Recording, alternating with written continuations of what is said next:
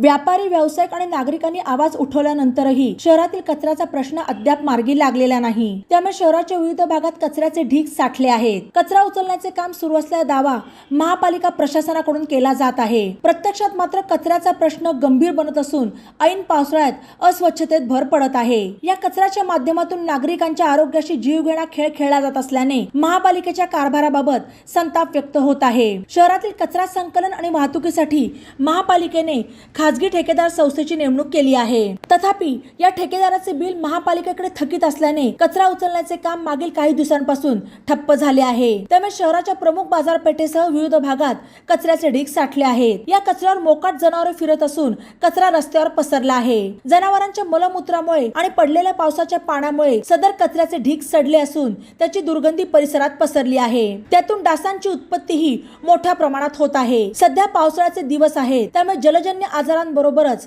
साथ रोगांचाही प्रादुर्भाव होण्याचा धोका अधिक असतो। त्यासाठी कचऱ्याची विल्हेवाट लावून स्वच्छता करणे आवश्यक असते। मात्र शहरात सध्या वेगळेच चित्र असून पावसाच्या तोंडावरच कचऱ्याचा प्रश्न गंभीर बनला आहे। शनिवारी 15 जूनला सकाळी हातमपुरा, बंगाल चौकी, बाबा बंगाली चौक, रेव्हेन्यू सोसायटी या भागात कचऱ्याचे ढीग मोठ्या प्रमाणात साचलेले होते। दरम्यान शहरातील कचरा उचलण्याचे काम सुरू झाले आहे। सर्व त्रुटी दूर करून कचऱ्याचा प्रश्न मार्गी लावला जात असून ठेकेदाराबरोबरच महापालिकेची यंत्रणाही या कामात सहभागी करून घेण्यात आली आहे। त्यामुळे कचऱ्याच्या तक्रारी लवकरच संपतील असे आयुक्त डॉक्टर पंकज जावळे यांनी सांगितले। तर शनिवारी 15 जूनला सायंकाळपर्यंत शहरातील सर्व कचरा उचलण्यात येईल। तसेच सध्या 2 शिफ्ट मध्ये हे काम चालू असून सदर प्रश्न मार्गी लावला जाईल असे ठेकेदार संस्थेकडून सांगण्यात आले। बातम्यांसाठी ई नवा मराठा YouTube चॅनलला सबस्क्राइब करा आणि बेल आयकॉनवर प्रेस करा।